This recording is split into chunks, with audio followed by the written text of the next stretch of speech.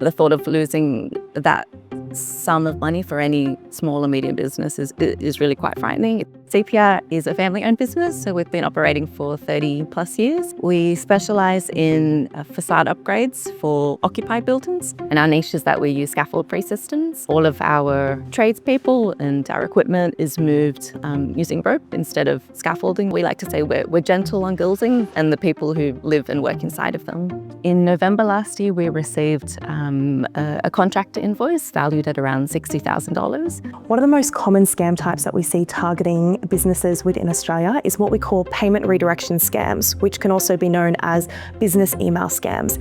And essentially it's where scammers will either hijack or impersonate a business's communications, invoices, any kind of communication channel with some of their clients, customers, suppliers, and will ask them to redirect payment or to make a payment to an account that is being controlled by a scammer. One invoice had been already paid, so that was a genuine invoice, and therefore when this new one came in, there were no kind of flags raised. Our fraud detection system picked up that something wasn't quite right, something was a little bit unusual. The same day that we had processed the invoice, we got a call from Combank's frauds team.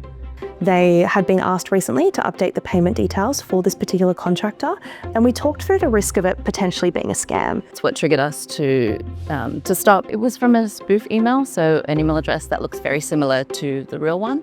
It was really through the call from the bank that allowed us to stop that fraudulent payment going through. If you do receive a request to update payment details or to make payments to a new account, we ask that you stop and check.